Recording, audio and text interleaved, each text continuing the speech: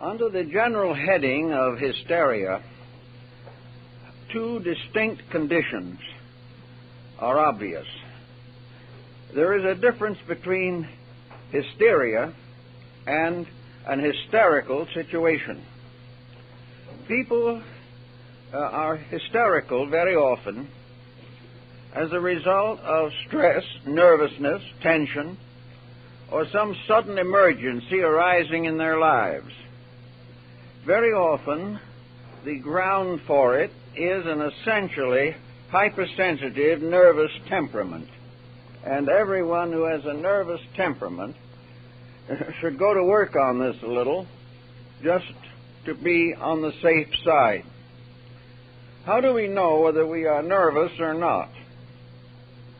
One of the simplest ways, of course, is to study the irritation level of the individual. What does it take to bother you? How far can you stand certain pressures or stress without reacting in some kind of a semi-irrational way? Are you able to hold your temper well? Or does it come to a point where an explosion is almost inevitable? One of the most common problems is to find out whether other people can disagree with you on almost any subject without causing irritation to you. A calm, placid temperament is much less inclined to develop various types of psychic stress. If you have an agitated temperament, or a temperament that agitates quickly and easily, you should consider the effect of this upon the immediate environment. In this case, the immediate environment is your own health. Wherever stress arises in the personality, rates of vibration are set up that disturb normal functions. An individual who is extremely nervous develops a series of ailments which result from lack of nerve control. The more nervous we are, the more likely we are to have at least minor physical complications that are distressing and uncomfortable. We know, for example, that tension affects elimination, it affects digestion, and it very much affects sleep patterns.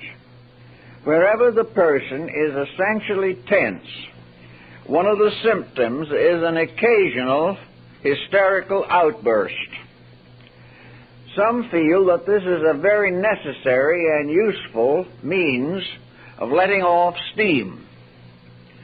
But thoughtfulness indicates that it is better to keep the steam low all the time than take a chance that it may burst the boiler on certain occasions.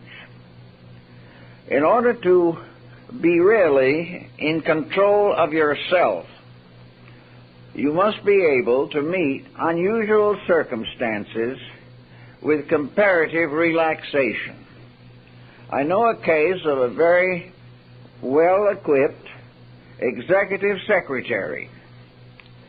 This particular secretary was well integrated, very matter-of-fact, impersonal, self-contained, and apparently the very embodiment of detached efficiency.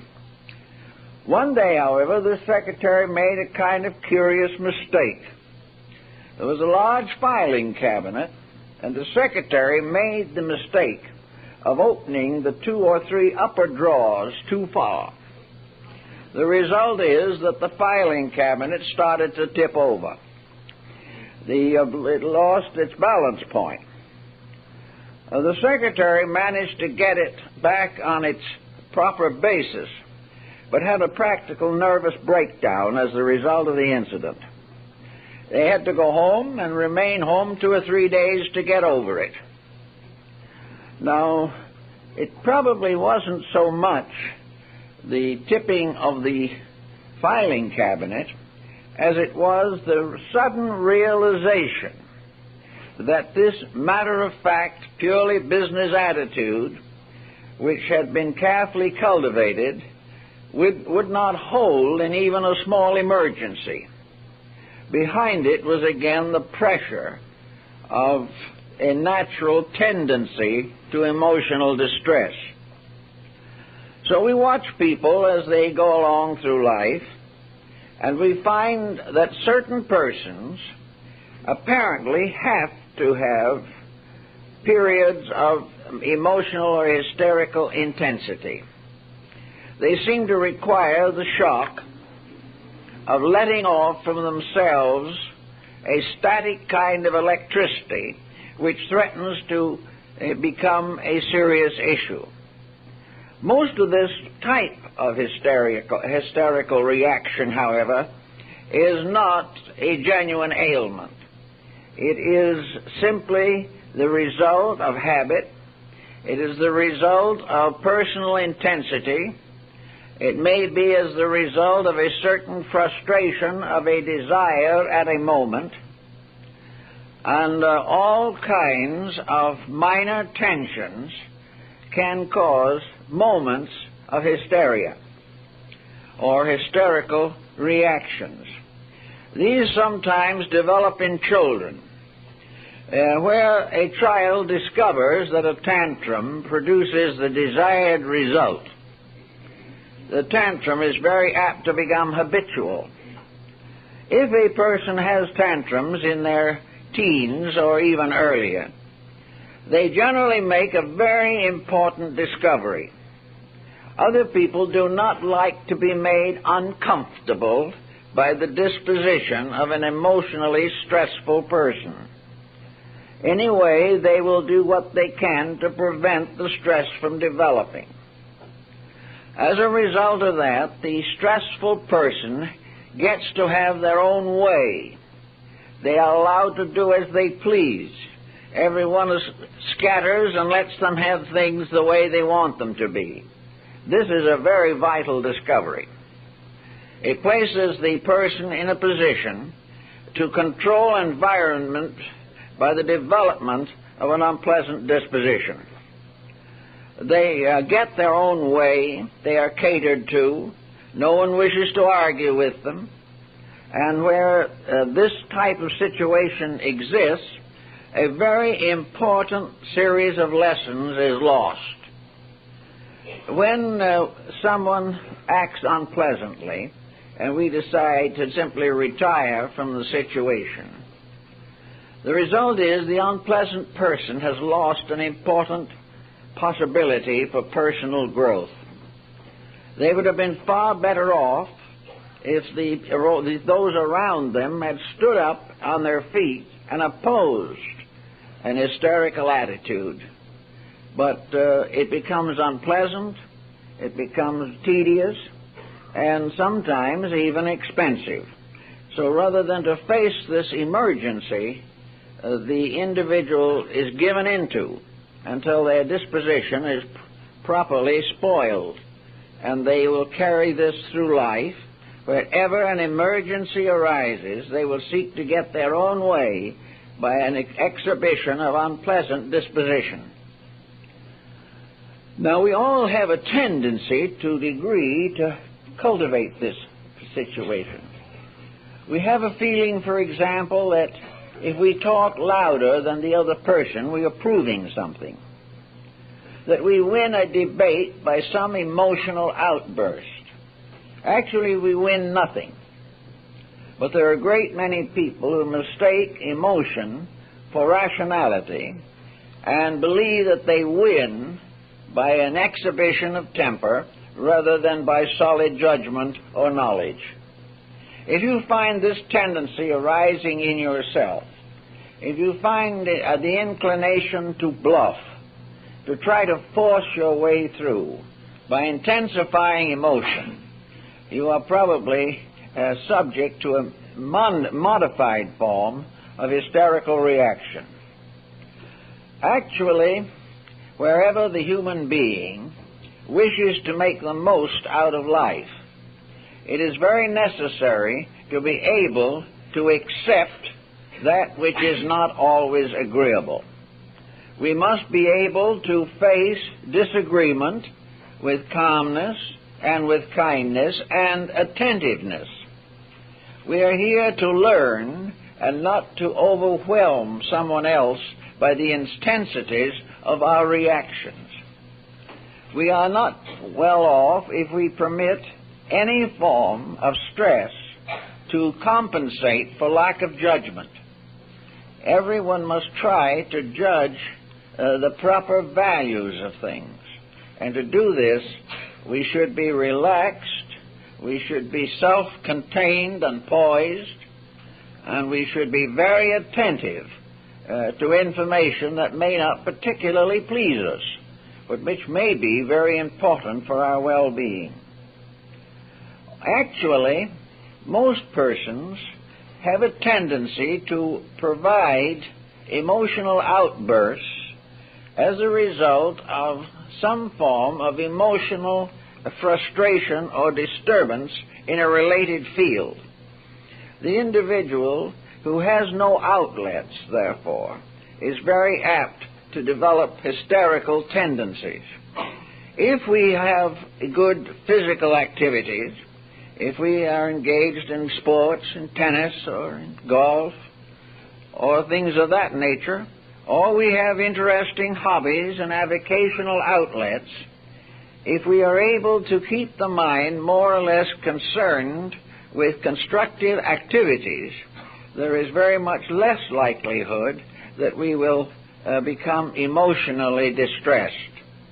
One of the avenues which shows this up clearly is the field of sports. The loser has to be a good sport. And if the loser loses his disposition and becomes unpleasant, he is a double loser. He not only has lost the sport, but he has lost control of himself. We take it for granted in a field of sport that the winner and the loser should be still friends, should recognize the circumstances, and not permit disappointment, chagrin, or mortification to interfere with a pleasant acceptance of loss. We have to learn this. Now, when we go out in the world where sports are not exactly as pleasant as they are on a tennis court or in a swimming pool, we also have to learn to be good sports. If we are a good sport, we will not have very much of danger of the hysterical reaction. It is wounded ego sometimes that causes it. It is the sense of defeatism, of chagrin, and actually it is resentment against a victorious rival. In life also, it can be a resentment against the failure to get what we want when we want it. A resentment that we are not able to keep up with other people. All kinds of chagrin can result in the gradual building up of this tendency to a reaction of hysterical proportions. Now, we have to study the human body a little bit in this, and the factors that are behind it. Behind the physical body of the individual, there is what is called an energy field. This is more or less a magnetic zone. It is an energy distributing area that corresponds with the maintenance of our vital resources. This field of vital energy is not actually a being in itself. It is this structure within our invisible natures which results in the manifestation of most of the physical body functions. It is responsible for the circulation of the blood, and it also maintains the magnetic content of the blood. It contains a nutritional factor, and if allowed to function in its normal way, this magnetic field is the basis of reasonable health. It is this field which supports and nourishes the body, just as food nourishes the physical body. Its magnetic field nourishes functions. It nourishes the invisible causes and sources of our visible activities. It is the basis of our feeling well, or are feeling ill. And anything that interferes with the distribution of energy through the body is almost certainly going to affect health and disposition at the same time. The magnetic field is almost entirely responsible for what we call disposition. It has to do with the attitudes that result from adequate or inadequate distribution of energy resources. The individual who is tired all the time doesn't have as good a disposition as one who feels better. The person who is constantly depleted in energies is likely to develop negative attitudes, is apt to become pessimistic, and lose control of the nervous functions of the body. If, therefore, we find a tendency to unusual fatigue, if we find that the body is not supporting us reasonably well, we have a series of possible solutions. One, of course, is nutrition, by means of which we provide the body with certain basic elements and chemicals and materials which it needs for the maintenance of its structure. But the magnetic field of the body makes use of the structure which is supported by nutrition. The magnetic field, more or less, functions through the level of the bodily nutrition. It is not the source of it, but it does use it as a bridge or means of getting into the physical consciousness or disposition of the person. Therefore, the nutritional side, building up physical resources, provides in due time a better field for the manifestation of the magnetic field. This problem of maintaining the magnetic balance is a very intricate one. It is this magnetic field which constantly recharges us and gives us the ability to work and do the things that are necessary. As in the case of an automobile, we put gasoline in the tank, but we still need the electric system. The gasoline in the tank is the nutrition. The electrical system is the magnetic field. Without either, the structure and function of the car is practically impossible. So having this combination in mind, we then have to consider how the magnetic field itself is affected in its function of protecting our health. As we know from the old records and from a great deal of ancient and more modern research, the magnetic field of the human being is a kind of envelope. It is a kind of egg-like structure, invisible, but surrounding the body with a field or aura of energy. This field or aura has a circumference, and that which is within this circumference forms a kind of pool of resource. It gives us the basis of our magnetic nutritional support. Now, this particular field is vulnerable in several ways. Magnetic energy is very largely under the control of various pressure-making mechanisms within us. If, for example, the physical body is allowed to run down, then the flow of magnetic energy into the body is impaired. Now, where an impairment of this kind occurs, we also sometimes have a byproduct that is unpleasant. If the energy cannot flow properly through the body, it may break out in various areas and parts with conditions that are malefic or evil. It may create growths and things of this nature because it cannot function properly through the structure of the body.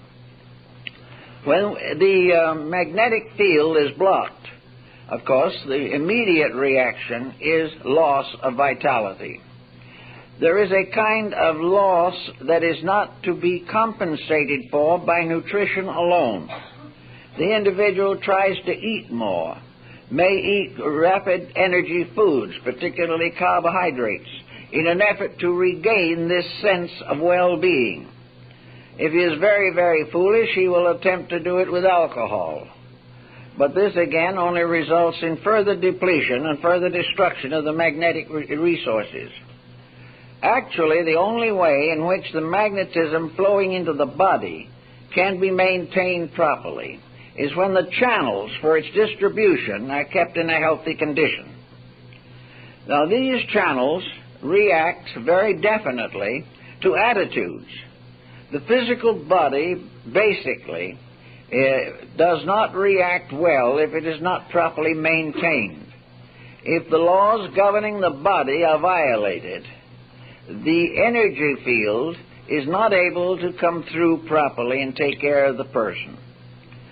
Also, the emotional nature has an influence on the energy field. The feelings of the individual are also nourished by energy.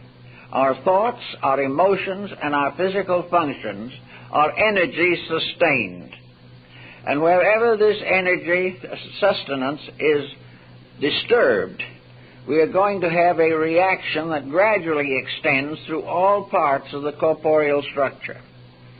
The different fields of energy have their rules and laws, and Oriental philosophy has long understood this and tried to make it a part of our normal regimen of conduct. The maintenance of man's nutritional energy, derived directly or indirectly from the sun, derived also less directly but perhaps more empirically from the whole cosmos. The cosmic energy, which finally seeps its way into the mechanism of the individual human being, has rules that have to be kept. If these rules are not kept, health will not be maintained.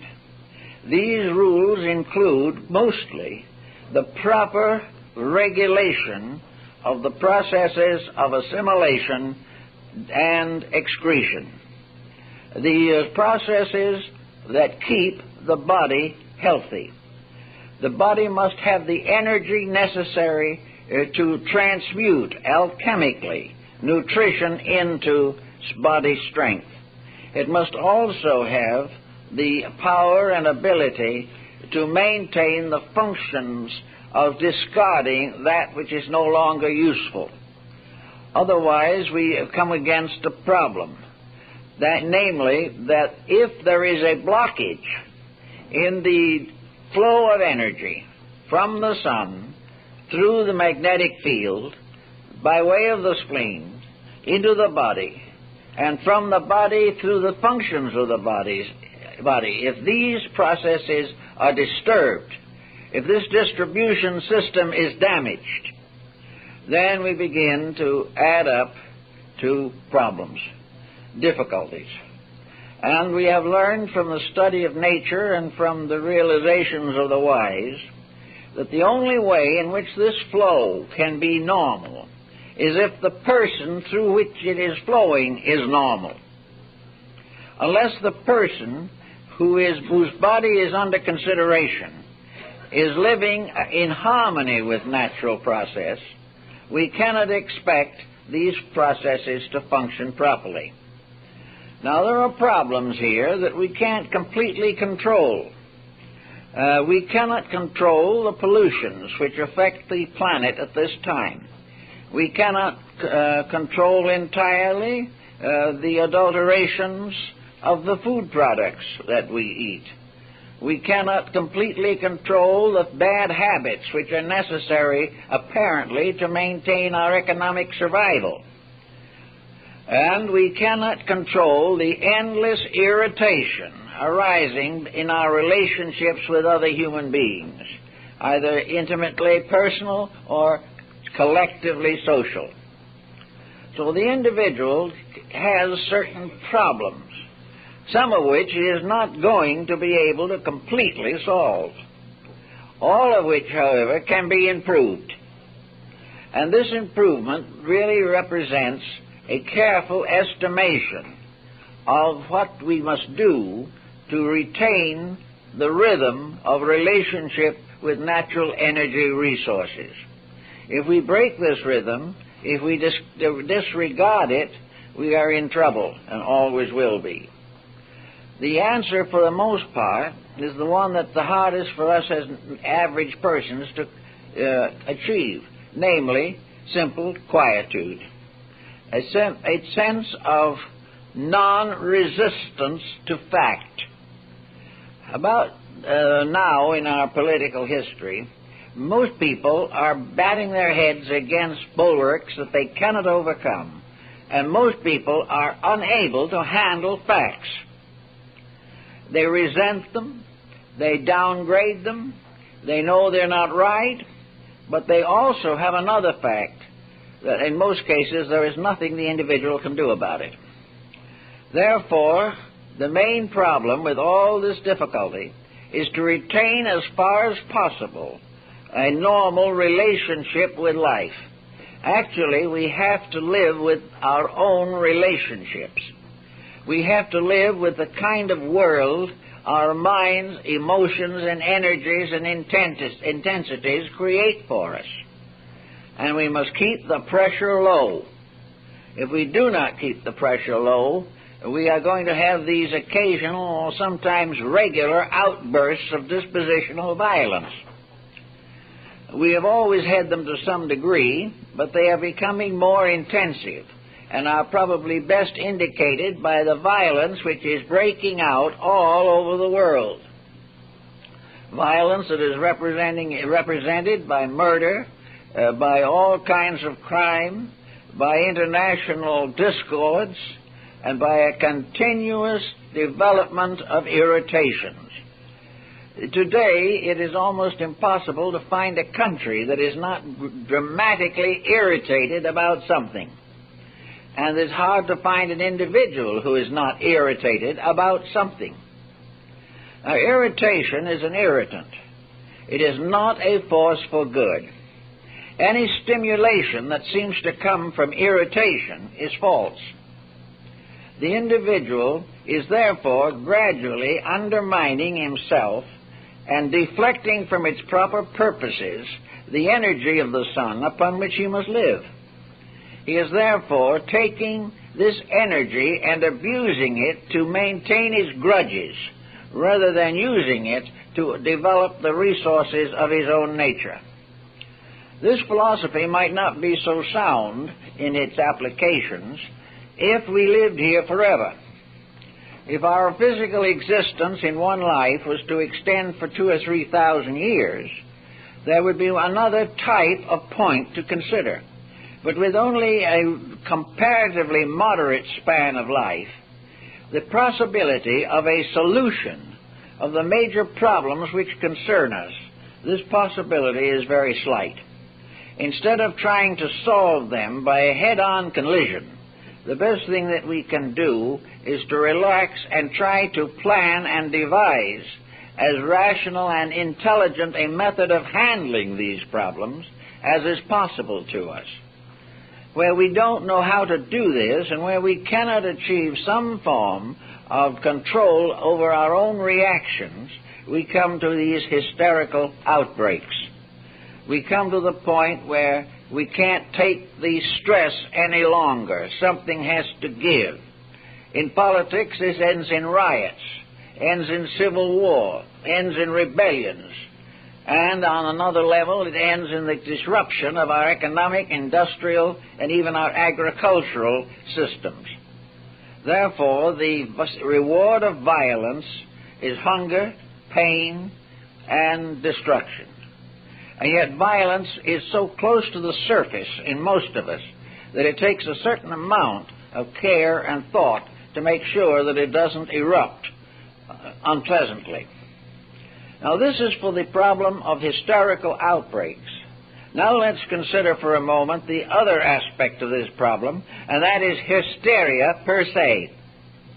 Hysteria as a clinical ailment, as a diagnosable disease, is rather different from the hysterical outbreaks of the individual who lacks self-control.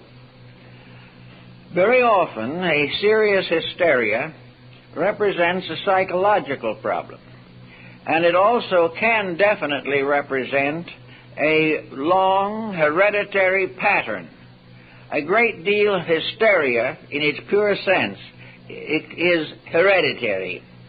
It is not necessarily carried forward through the bloodstream, but it is carried downward through the psychological integration of several generations of forebears. Hysteria, therefore, of this type is very often not accompanied by any of the common symptoms that we refer to as hysterical. In a great many cases, hysteria has no visible symbolism of violence. Hysteria may be a complete neurotic withdrawal. The individual may retire completely into themselves and remain isolated. In this case, the general attitude is that the person is licking his wounds. Actually, however, hysteria can be a withdrawal from society. When it is this, it is often the result of a bruise or a struggle or a painful circumstance. Clinical hysteria is probably one of the ailments which has contributed to the monastic way of life. It is the cause of many persons departing from the material world and its activities and retiring into the cloister, or coming into a lonely, isolated life, or going out and living in the wilderness by themselves. One of the problems of hysteria, therefore, is escape through isolation. Now, this escape through isolation does not necessarily mean that the person recognizes that he is directly running away from something. He simply finds that his nervous system, his sensitivities, and his sensibilities are such that almost every material contact hurts him. He finds that instead of being able to cope with things, he is bruised, he is disillusioned, he is disappointed.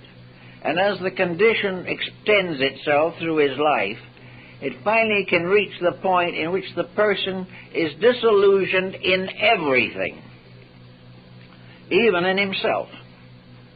This type of complete withdrawal is a very difficult type of ailment to face or to work with, but it is something that has to be considered from a psychological standpoint.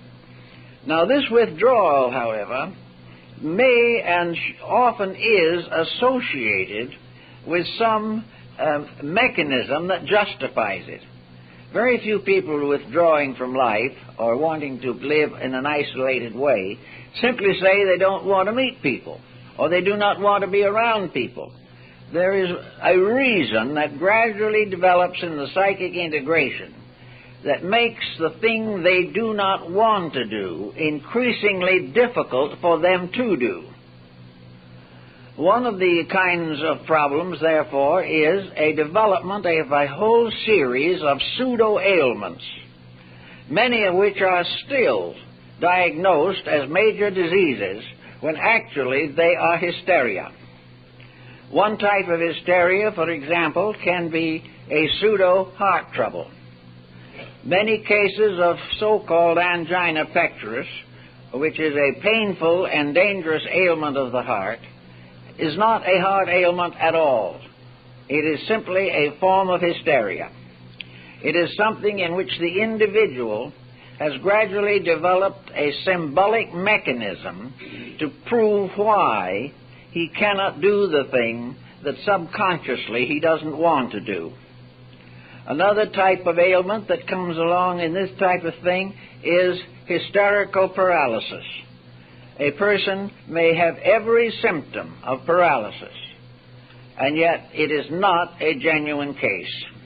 It is a case of a person who is trying in one way or another to accomplish a definite purpose, either withdrawal into self or the creation of sympathy on the outside by which the person comes to be catered to or taken care of, as an infant might be.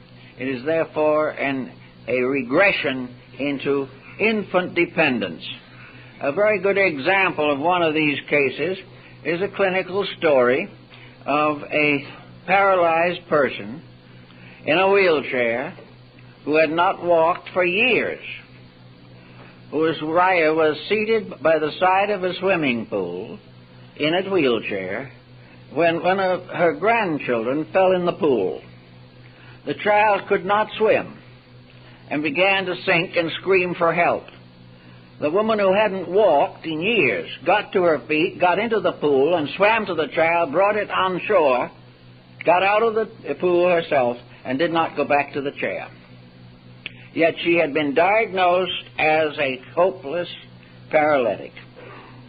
This paralysis was therefore a psychic form of hysteria. It was something that gradually developed all of the symptoms of the genuine thing, but which actually did not have any foundation in the legitimate circumstances and conditions associated with paralysis. Now, this has a bearing on another field that is interesting, may be somewhat controversial, but I think in all fairness to all concerned, we should mention it, namely the problem of faith healing. Now, all faith healing is not working with hysteria. There's no question about that. But there are cases in which faith has produced the release from hysteria. If faith is stronger than fear in a particular case, and the cause is hysteria rather than the actual ailment, it is quite possible for the faith to make the individual have the strength of character to recover from their ailment. The attitude being, of course, that the individual is not recovering by their own effort, but the concept which arises in the mind and consciousness, namely that any person united with God equals a majority, and therefore that the presence of the divine accomplishes a miracle. Now, there are people also who have various recoveries from ordinary ailments. Most doctors are aware of the importance of the bread pill. There is a mass of hypochondria floating around in this world. In the more obvious and simpler forms, we are able to cope with it fairly well. But there comes a time in hysteria in which the ailment arrives at proportions that are very difficult to cope with. This situation is always possible where we have lack of emotional integration and personal control. If, for example, the individual is gradually building character, particularly if they are using some simple but effective self-disciplines, and are also determined to devote their lives to useful purposes, the tendency is for nature to step in and help them cure their various hysterias.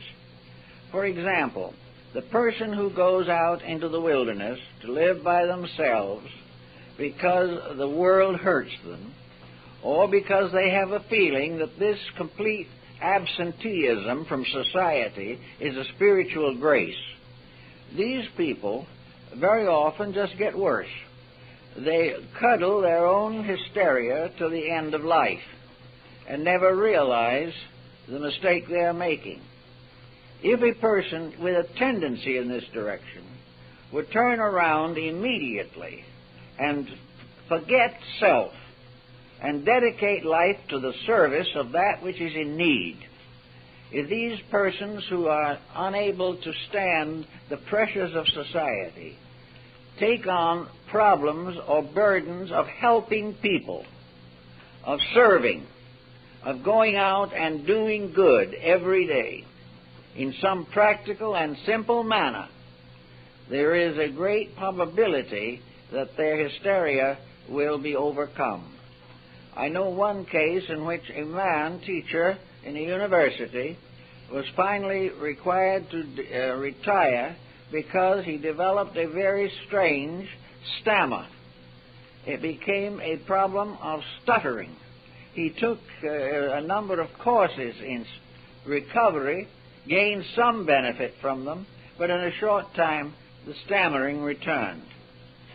During World War II, there was a shortage of teachers, and this man offered to volunteer to take on the work he had previously done if the class would accept the limitation of speech. He could talk, but it was not fluent, and it was often broken by the stammering. After consideration, the student group, it was not a very large class, it was a highly specialized subject, agreed that it was better to have him than nobody. So they said, all right, we will adjust to him and try to be good students under him. So he started in, and he taught for the best part of 2 years. And after the first month, the stammering began to disappear. And before the term was over, he was speaking perfectly. And he told me, I knew the man, he told me that the reason this change took place was a constantly increasing sense within himself that he had to do better, that he couldn't fail these young people, that he had to get the information across. And by degrees, this determination to accomplish the purpose resulted in a complete correction of what had been diagnosed as an incurable state of affairs. So we note that wherever there is a tendency to a morbid hysteria, where hysteria is an escape mechanism, or where an individual is unable to accomplish what is necessary or has no necessity in life, the first problem is to try and meet this need by a practical commitment of some kind. One problem, of course, that is not generally recognized is the fact that parents, when their children are grown, generally find their lives are less important. They have done their job, the birds have flown and are building homes of their own, or they're out in the world making their way, and the parents become more or less free. And I suppose we may say that freedom of this kind is a principal cause of hysteria. Hysteria is something that generally comes along where, as the old saying was, the devil finds something for idle hands to do.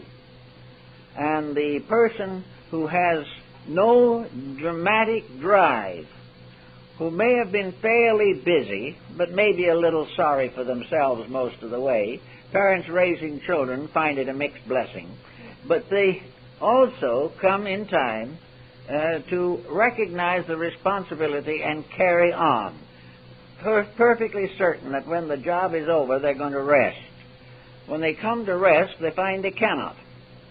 They have had too much activity, and furthermore, the average person who is resting begins to recognize resources within themselves which they have neglected. A young, liberated parent in their 40s or early 50s may find that it's very advisable to go back into business or go back into their profession.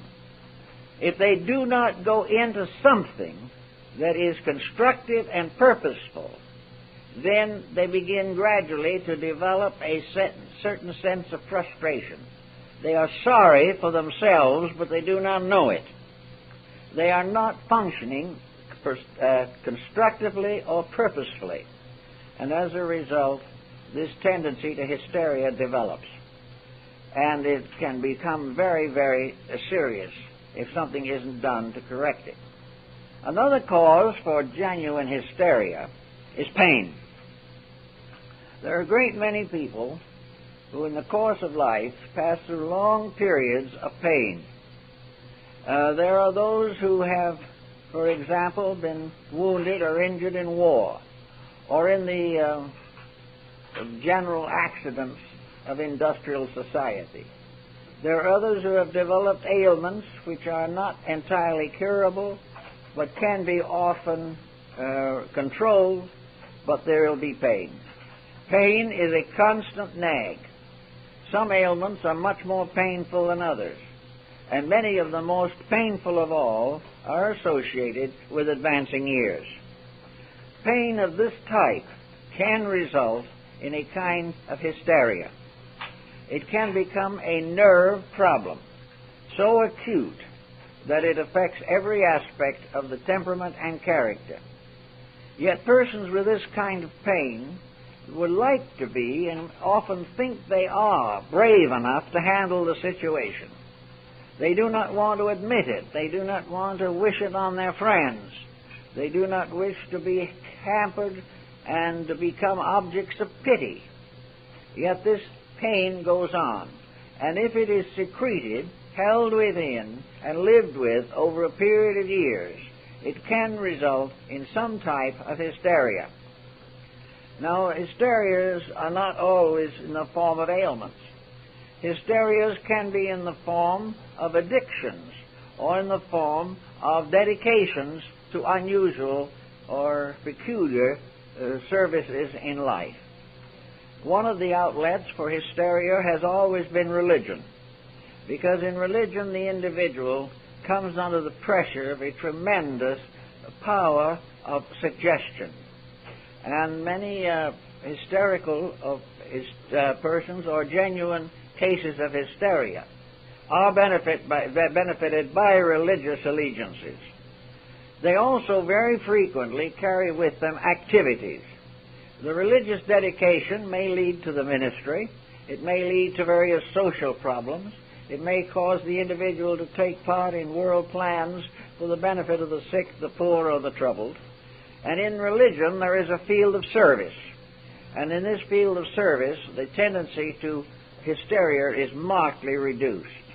It is the outlet that prevents the individual from simply living constantly mindful of his own aches and pains.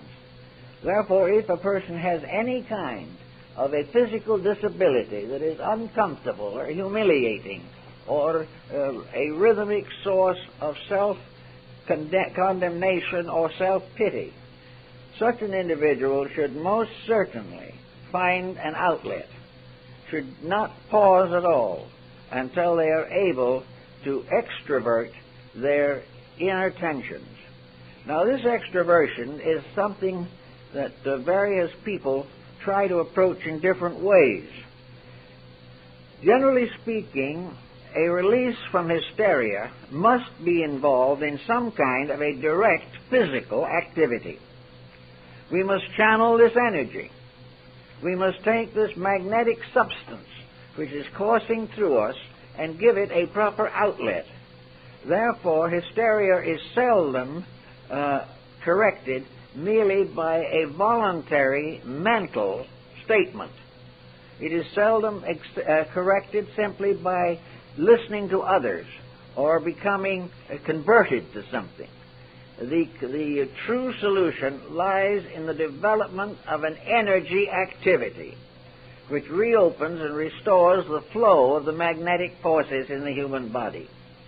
Therefore, the individual who wishes to give their lives to a religious purpose will find it very wise to find some religious outlet in which they are busy, in which they are physically involved, that their time is in use, that they are definitely doing something useful, something they're proud of themselves. Otherwise, the therapy will not be what they have hoped it would be. Another cure for hysteria, if you can find the way to work it, is in the case of improving personal knowledge. The man who graduated from medical school with his degree of Doctor of Medicine in the same class with his own son is an example of this. A person who had reached an age of liberty and freedom, yet was not fulfilled. Where the life is not fulfilled, self-pity is more likely, and a great deal of hysteria is founded in self-pity. So if other factors are not conducive to security or release, the individual can advance an educational program, taking on subjects that he was unable to complete during his earlier years. He can go every day, he can earn a degree, or he can go without credit simply by going. He can take up languages, he can take up art or music, whatever his own personal life seems to need. But he must have something. He cannot solve it simply by sitting down in front of a machine and listening to someone else play music. he must become involved. He must become one of those doing it, even if it's done very amateurishly. There are cases of musicians whose music is never beautiful except to themselves. But it is that which is the important part. It is the satisfaction of self-expression. This is very, very important. Now, other types of hysteria sometimes result from a repetition of unhappy incidents. A person who has a series of bereavements, and this seems as though an ill fortune or an adverse fate was dogging their footsteps. A person who, having found happiness and security, had it suddenly taken away from them. The sudden loss of that which is important is very often involved in hysteria, especially if this loss is one of companionship. Those who have gone through this experience can, and very often do, feel a certain sense of heartbrokenness. They are never going to be able to recover from the loss. They are going to always remember the tragedy, and in the course of life, most people manage to accumulate 2 or 3 tragedies, so that this pattern, once it's established, can cause the person to escape or deny participation in life. Where this happens, there is always a great danger of hysteria. Another problem that we are now beginning to realize and have not noted sufficiently in the past is that the treating of hysteria can often contribute to it. The individual who is under these various pressures may, in some instances, seek help and be medicated. Now, a medication for hysteria or for hysterical outbreaks is a very uncertain way of handling the situation. It is known, of course, that there are a great many neo-psychotics who are on medication constantly, and as a result are able to return to society with reasonable success. These cases we are not going to dwell upon too much, but I'd like to point out that where medication can accomplish these procedures, there is always the possibility that the protection given by the medication temporarily could gradually invite the patient to the correction of the cause in himself. But if the cause is, as frequently it is hysteria, the hysteria itself cannot be medicated, only the symptoms. Therefore, if the person is the condition they're in because of a very basic dispositional or temperamental deficiency, this has to be considered in its own right. For example, there are a great many young people who in this day and age develop either superiority or inferiority complexes. The inferiority complex can sometimes be bolstered up, but the superiority complex is an extremely difficult thing to live with, not only for the person, but for all around them. The individual who really feels that they are destiny's darling and have been frustrated all the way along very often develop definite hysteria and actually become involved in what are now considered to be pathological symptoms. The person with an inflated ego who cannot accomplish their purpose will have the tendency to develop hysteria. Now, the reason for this is very simple. The will to be, the desire to be, the conviction that one can be is grouped at one end of a situation. At the other end of the situation is a personality that is incapable of fulfilling those pressures. The individual is, in their inner life, a magnificent example of superiority, but in daily living is more likely an example of inferiority. They are not apparently able to do anything important. And as they are not interested in doing anything that isn't important, the limitations of their own development, or as Lavater always called it, the problem of organic quality, in which the body and the brain and the nervous system were not suitable to the ambitions of the ego. Where this condition exists, you have a condition in which hysteria can very often develop and does, and becomes pathological. The individuals simply cannot get well so long as they believe that health means the inalienable right to dominate other people, to do whatever they please themselves, to be completely superior, when in reality they simply haven't the capacity for it. This type of hysteria needs reorientation, but is very difficult to get. These people do not marry well. They do not become good parents. They often have abilities sufficient to make a good living if they use them. Much of the time they will be out of employment because of these tension and stress periods that develop within themselves. If a person wants to have a fairly good life, it is much better for everyone to be moderate in their ambitions, very grateful for the abilities that they have, and try to enlarge and expand their usefulness without overdoing or developing psychoses of grandeur, of something that is not even possible to be fulfilled. Now, there are certain cases also in which the individual comes into a state through shock. Shock may be a very terrible physical shock, as a great and severe accident, or a psychic shock, as a case of infidelity in marriage, or a tragedy in the loss of a child, or the collapse of a business, or the sudden realization that the individual is afflicted with a serious and maybe fatal ailment. All of these things can produce shock, and shock has a tendency to short-circuit the magnetic field. The result of the shock is that the entire system goes out of whack. The individual, in their psychological, in their endocrine structure, and in their functional structure, has blown the fuse. And this can be a very serious and troublesome problem. Once, however, the shock begins to subside, nature steps in.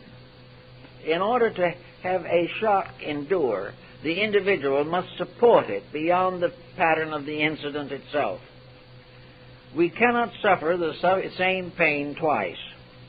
We may have a new pain, but we cannot suffer the old one but once. We cannot go through a certain experience itself but once. There may be other experiences, but somewhere within ourselves we have to face up to the problem of these experiences that do arise. We can hope they will not come in our lives, but they may. Where this type of thing occurs, the individual, shocked, retires from humanity. They retire into themselves. This shock gradually becomes chronic. Now, when the individual blows the fuse, and it is replaced in the near future, the circuit goes back into action.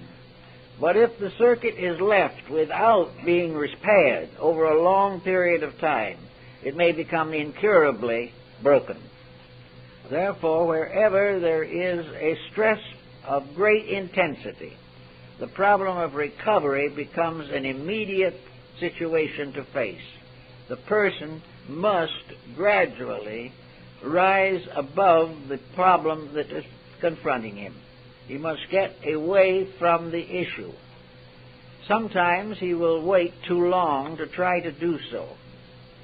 I know several cases in which persons under very heavy loss or under tragedy were advised, for instance, to go away for a while. They were told that if they would take a nice long vacation somewhere or take a trip to some interesting place, it would help them. Well, the advice is more or less traditional, but it does help in some cases. but much depends on how soon it is done. If an individual says, yes, I realize there's nothing more I can do here, the situation is finished, I'll book the next plane to Europe or something of that nature and try to get away from it, try to rebuild something. If he does it this way, he has a fair chance of success. But if he says, I don't think I can do it now, and he waits for a year or two to get around to doing it, the probabilities of improvement are very small unless he is already improving from other causes. If a sudden condition creates a short circuit in our lives, it is better for it to be faced again by an immediate, sudden, constructive experience that will help to take up or compensate for the problem that is unhappy. Now, hysteria can also result in various complications of ailments. You can have, for instance, an hysterical stomach. The stomach hysteria is of two kinds. One is the chronic type that arises from the fact that the nervous system, in its symbolism, has fixed upon the digestion and the stomach as a particularly weak area in which it can release its intemperances. A person who is finicky in food, who develops all kinds of antagonisms towards foods, will develop sometimes hysteria if forced to eat foods that cause this attitude. One of the most common reasons for that is dieting, where a person, in order to accomplish a medical or medicinal diet or a cosmetic diet, is forced to live largely on food that they object to. This type of food usually will not digest well, and the result is irritation in the stomach and the possibility of ulceration. Of course, on the other hand, shock or stress will cause a sinking feeling in the solar plexus, which is related to the stomach and digestive system. And in some simple words, hysterical outbreaks injure digestion. And by so doing, they badly unbalance body chemistry. As a result of a bad dispositional outburst, the entire digestive, assimilative, and excretory systems are adversely affected. The more nervous, the more excitable, the more tense the person is, the more he's likely to have problems of elimination and digestion. Now, most people today complain of this type of problem, and a great number of persons are using various artificial means to improve elimination. The best way to improve it, actually, is to maintain a proper constructive attitude while eating. If an individual carries a grudge to the dinner table, he's going to regret it. The Chinese found that out a long time ago.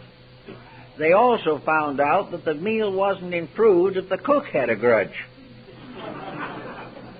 And while we are not sure that the purveyors of TV dinners have grudges, still, perhaps the indifference, the complete commercialization, the lack of thoughtfulness, the lack of individual involvement in the preparation of these prepared foods may have an effect upon their digestibility, regardless of the quality of the merchandise, which is incidentally likely not to be too good. But the person who is irritated, uncomfortable, and unhappy will have stomach trouble, will not be able to eat properly, will have erratic eating habits, and will have poor elimination, and will be worried to death about everything, their children, their world, and all about it. It all sets into a pattern. The individual who enjoys his food is far less likely to be an hysterical person, simply because he finds relaxation and the digestive processes go on unimpaired. The moment we impair a function, we begin to defeat a disposition. The moment we defeat a disposition, we use the magnetic energy of our invisible electrical equipment unwisely. We begin to pervert energy. The perversion of energy can do all kinds of things.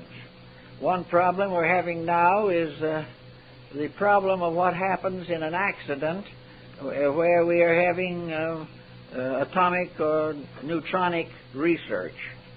We know that the nuclear waste is endangering the planet. Now, with our own little way of life, we have nuclear waste also inside of ourselves. Wherever we use natural forces unwisely, we are doing the same thing that humanity is doing when it is using universal energy to create an instrument of destruction. Destructive attitudes have their energy wastes in our bodies. These wastes wind up and develop into toxins.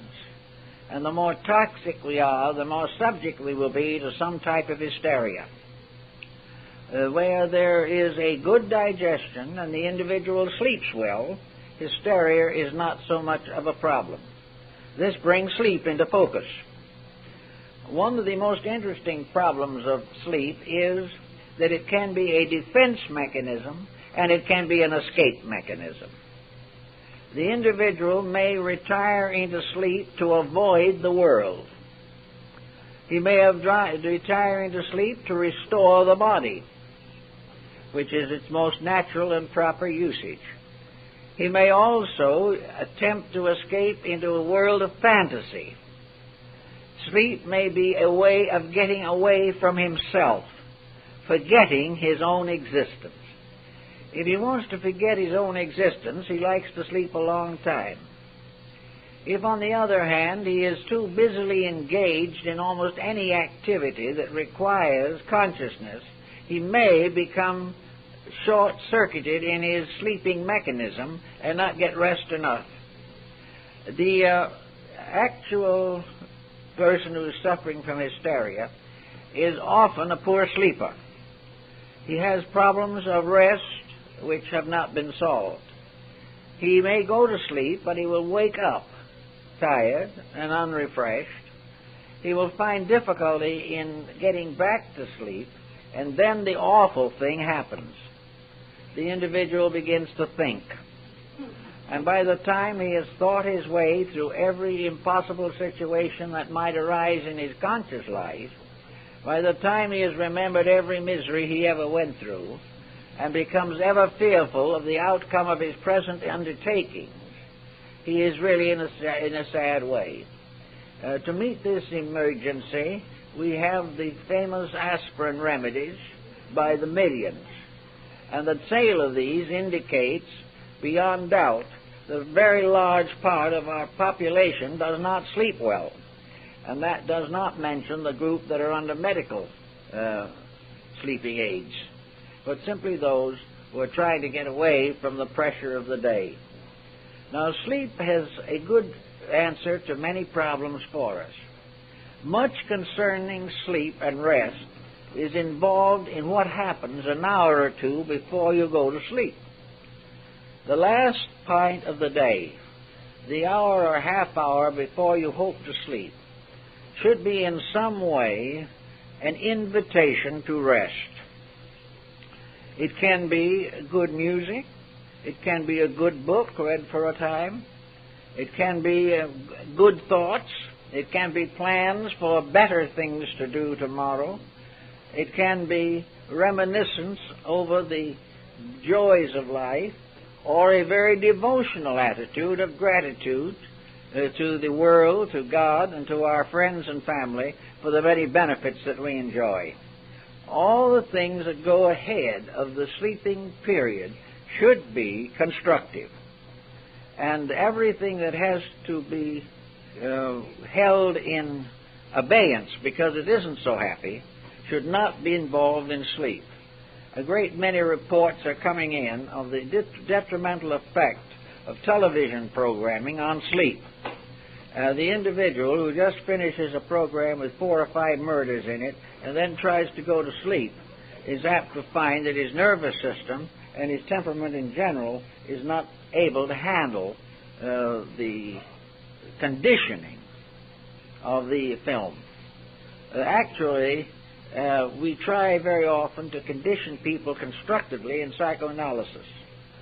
But when we are confronted by persons who spend 6 to 8 hours a day being adversely conditioned by entertainment, we have very little chance of catching up with the evil that is done by uncontrolled, unregulated entertainment.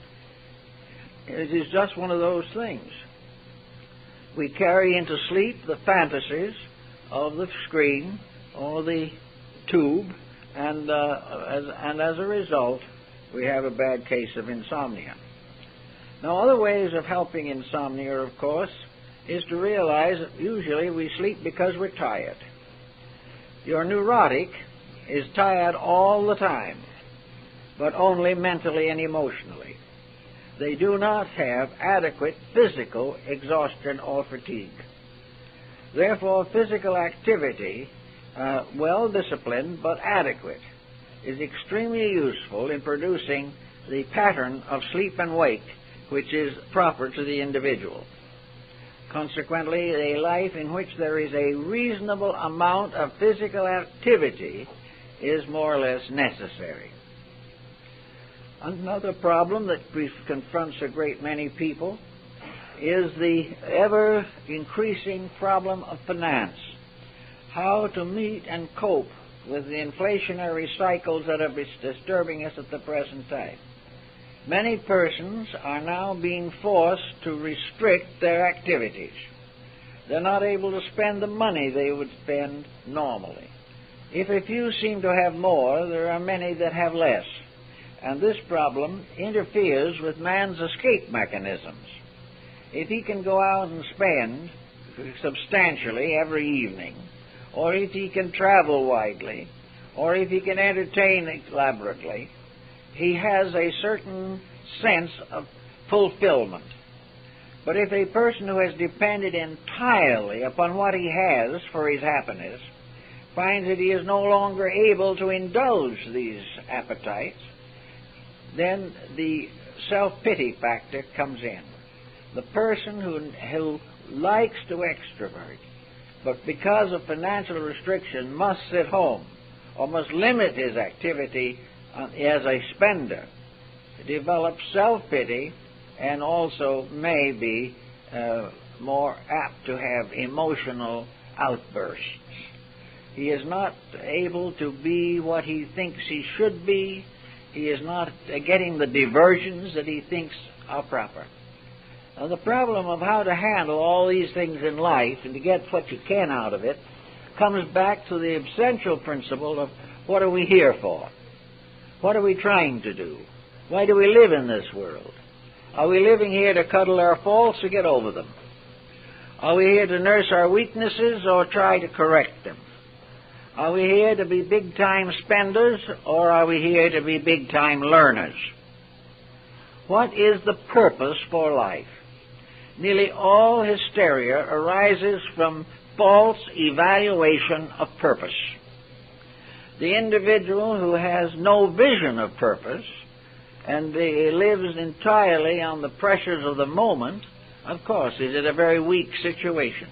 If these pressures become excessive, he's in serious trouble. But our real problem here is not to nurse our weaknesses. It is not to be always remembering the disasters of the past. It isn't even a problem of trying to understand the present administration, which is causing considerable activity. For a great many people, before this administration gets too much further one way or the other, they will depart from this world anyway, leaving the administration behind, and in the course of time we will leave every administration behind. History is a proof that we are leaving the past behind every moment. Therefore, while it is proper for us to study processes, look for weaknesses, and contemplate corrections, these attitudes must be those of a scholar, a student, a young person in school. We are in this world to learn. and it is the learning that counts. And when the learning goes sour in ourselves, then we are all ready for hysteria. It is the individual who cannot take the lesson, who feels that it is their duty to suffer, when it's not their duty to suffer, unless they wish to reject the multiplication table and the alphabet. We are here to solve the problem of our own existence, and in the solving of it, to solve the problem of universal existence. They're all tied together. We're down here in this particular environment because we need it, because we've earned it, and because we have to live out in it many processes and patterns which we established long ago. If we were born into this world as a neurotic, and a lot of people are, or if we have congenital hysteria, it means we have brought with us a load of unfinished business. It means that we were a failure before, or at least were not completely successful. And if we do exactly what we did before, we will stay in hysteria throughout the present life. If, however, we are tired of what we came with and decide that it's better to do something about it, we are not only getting ourselves out of the present emergency, but we are curing the larger pattern which we brought with us. There's nothing that we can do in this world that is as valuable as the proper use of the equipment with which we have been endowed. We all have a whole group of values. We have a mind which is capable of being worn out, tired, miserable, sick, and disillusioned, or a great idealistic opportunity for beauty, for wisdom, for knowledge, for the searching out of values. We have emotions that can make us hysterical, can make us hate everything that we do and everyone that we know. And we also have emotions that have created great music, great art, great literature, and a world of splendid creativity. We have a body which is more or less a tired, worn-out thing by the time we get here. It would seem as though we carry a body that carries in it all the karma of a delinquent world, that we are part of a descent of bodies that have been more or less deformed and defaced by generations of heredity. We do not come here, into a beautiful, perfect body. We come into a body that we've got to take hold of. If we leave it as a fragment of a great descent of biology, we have to live with that. But if we find this body needs a little work, and we get to work and do it, we gradually transform this body into a magnificent instrument of enlightened purpose. It becomes our link with our world, our link with humanity, our link with our neighbor and ourselves. Through the body, we see our own inner life reflected out into the environment in which we live. Hysteria and hysterical outbreaks all result from mistakes in the handling of these situations. They result in the individual not learning, even from repeated experience. They result from an individual not recognizing his needs and his weaknesses. They show a lack of dedication, and they show a lack of unselfish affection and friendship. They're all forms of selfishness of some kind. They're all self-centeredness. They are all regrets over the mistakes rather than plans for the correction of them. Gradually, the individual, wearing down from the pressure of years, gets tired. And when he gets tired, he either weakens or relaxes. Now, if in being tired, he loses his faith in humanity, he is in trouble. But if he is tired and relaxes, and finds that in the peaceful quietude of relaxation that he can experience for the first time his relationship to the great principles of life, then he is a wiser person. It is the privilege of everyone to be made wise by age, to learn more, perhaps not all, but enough to be better when we leave than when we came.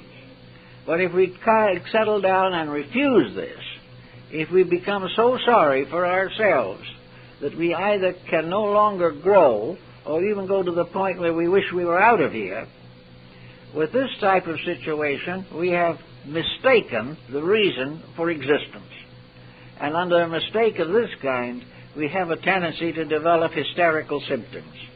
They are simply the symptoms of the uncorrected infirmities of our own natures. They are the misuse of energy. It takes just as much or more energy to worry and to grouch as it does to grow. And by the use of it for a grouch, we get another grouch.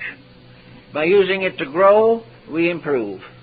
And each individual has the right to try to decide for himself how he's going to use his life allotment, whether he is going to allow this flow of life from the sun and from the heavens to go through him and come through him into the fulfillment of a more glorious career. If he thinks this way, he can make it. If he thinks of this energy, however, merely as something that has been given to him so that he can suffer more, he will not find very much to reward his attitudes. So in all problems, the individual who is self-centered, selfish, and remains willfully ignorant of the beauties of life, this individual is a good candidate for either hysterical outbreaks or a chronic neurotic hysteria within his own nature. We are quite sure, of course, that all of you have all outgrown this problem, but you can use it to help your friends anyway. Thank you very much.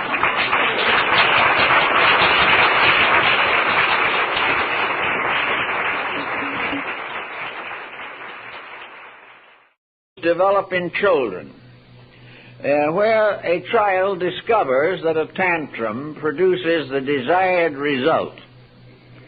The tantrum is very apt to become habitual. If a person has tantrums in their teens or even earlier, they generally make a very important discovery. Other people do not like to be made uncomfortable by the disposition of an emotionally stressful person.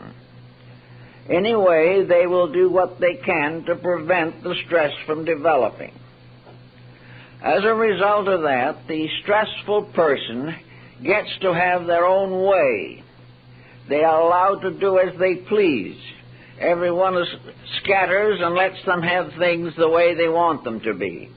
This is a very vital discovery. It places the person in a position to control environment by the development of an unpleasant disposition. They get their own way, they are catered to, no one wishes to argue with them, and where this type of situation exists, a very important series of lessons is lost. When someone acts unpleasantly, and we decide to simply retire from the situation, the result is the unpleasant person has lost an important possibility for personal growth. They would have been far better off if those around them had stood up on their feet and opposed an hysterical attitude. But it becomes unpleasant, it becomes tedious, and sometimes even expensive. So rather than to face this emergency, the individual is given into until their disposition is properly spoiled, and they will carry this through life. Wherever an emergency arises, they will seek to get their own way by an exhibition of unpleasant disposition. Now, we all have a tendency to degree to cultivate this situation.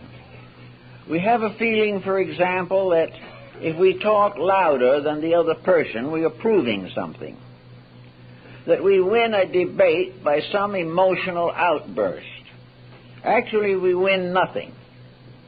But there are a great many people who mistake emotion for rationality and believe that they win by an exhibition of temper rather than by solid judgment or knowledge. If you find this tendency arising in yourself, if you find the inclination to bluff, to try to force your way through by intensifying emotion, you are probably subject to a modified form of hysterical reaction. Actually, wherever the human being wishes to make the most out of life, it is very necessary to be able to accept that which is not always agreeable. We must be able to face disagreement with calmness and with kindness and attentiveness. We are here to learn and not to overwhelm someone else by the intensities of our reactions. We are not well off if we permit any form of stress to compensate for lack of judgment. Everyone must try to judge the proper values of things. And to do this, we should be relaxed, we should be self-contained and poised, and we should be very attentive to information that may not particularly please us, but which may be very important for our well-being. Actually, most persons have a tendency to provide emotional outbursts as a result of some form of emotional frustration or disturbance in a related field.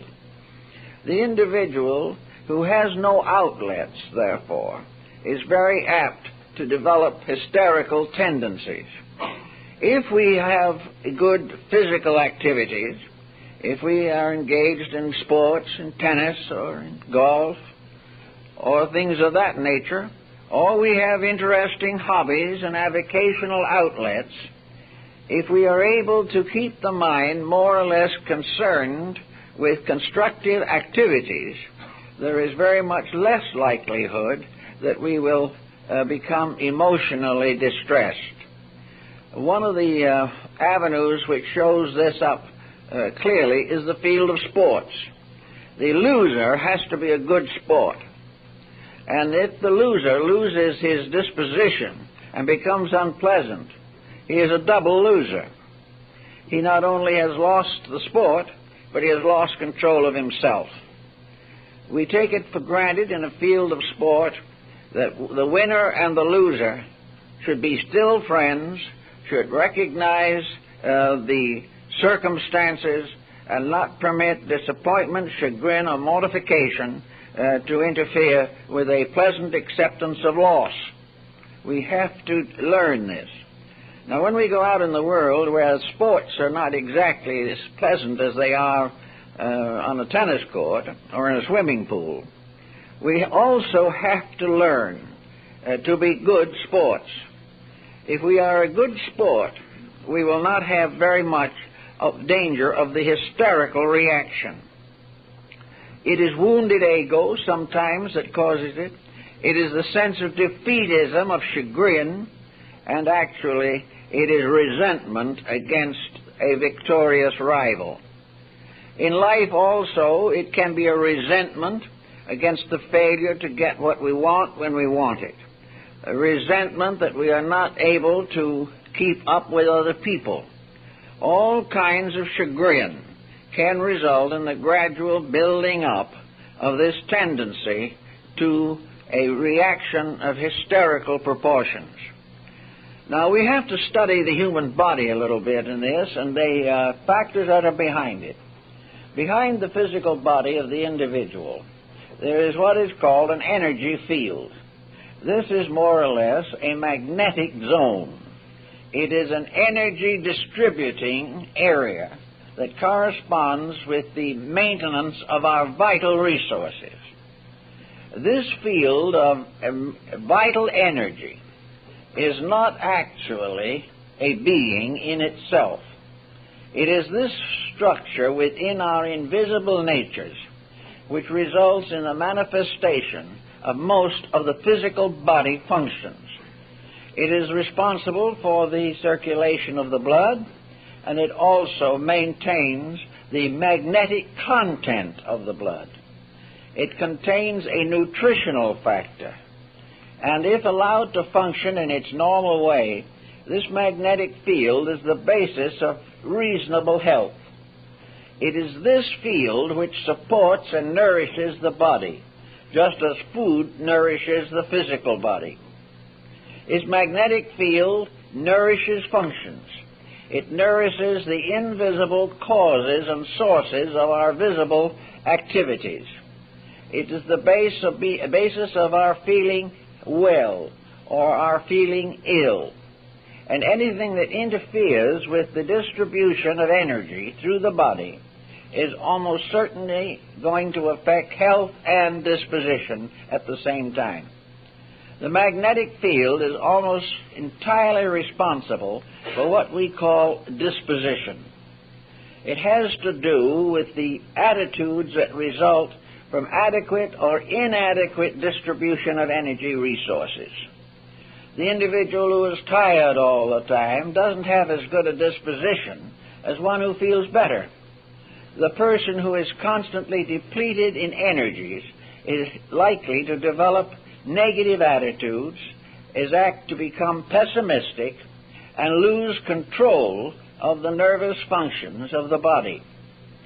If, therefore, we find a tendency to unusual fatigue, if we find that the body is not supporting us reasonably well, we have a series of possible solutions.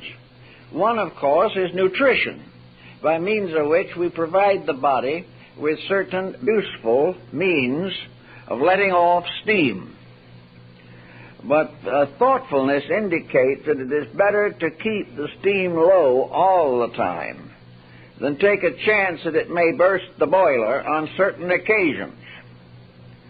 In order to be really in control of yourself, you must be able to meet unusual circumstances with comparative relaxation. I know a case of a very well-equipped executive secretary. This particular secretary was well integrated, very matter-of-fact, impersonal, self-contained, and apparently the very embodiment of detached efficiency. One day, however, the secretary made a kind of curious mistake. There was a large filing cabinet, and the secretary made the mistake of opening the 2 or 3 upper drawers too far. The result is that the filing cabinet started to tip over.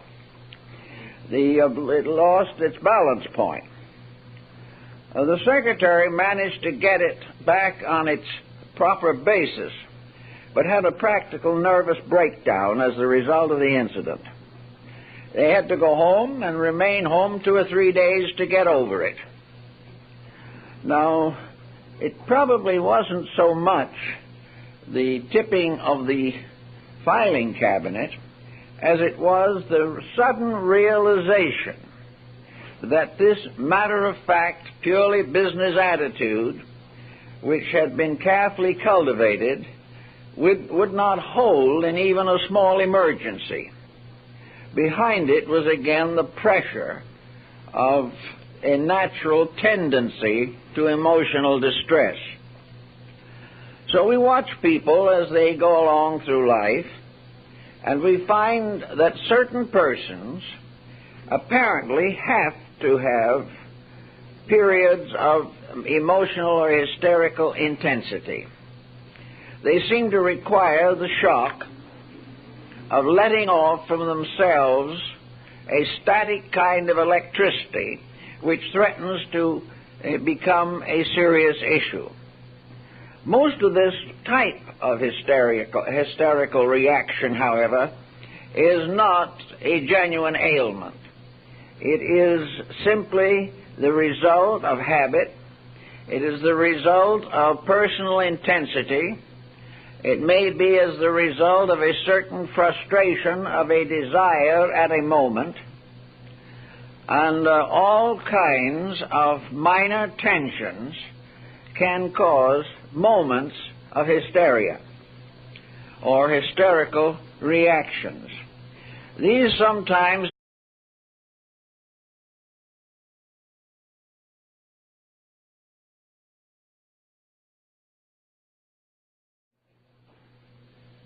under the general heading of hysteria, two distinct conditions are obvious.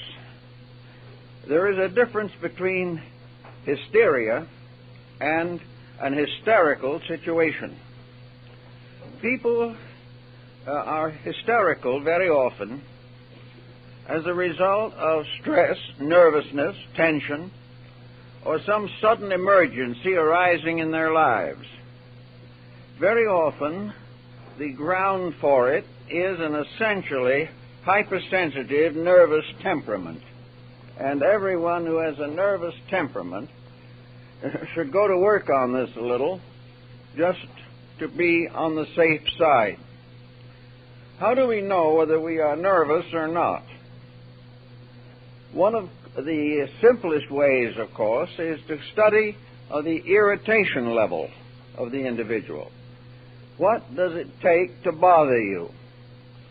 How far can you stand certain pressures or stress without reacting in some kind of a semi-irrational way? Are you able to hold your temper well?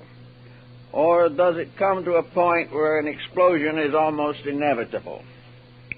One of the most common problems is to find out whether other people can disagree with you on almost any subject without causing irritation to you. A calm, placid temperament is much less inclined to develop various types of psychic stress.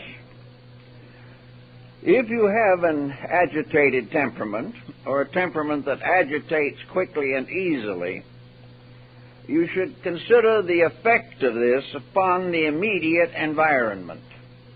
In this case, the immediate environment is your own health. Wherever stress arises in the personality, rates of vibration are set up that disturb normal functions. An individual who is extremely nervous develops a series of ailments which result from lack of nerve control. The more nervous we are, the more likely we are to have at least minor physical complications that are distressing and uncomfortable. We know, for example, that tension affects elimination, it affects digestion, and it very much affects sleep patterns. Wherever the person is essentially tense, one of the symptoms is an occasional hysterical outburst. Some feel that this is a very necessary and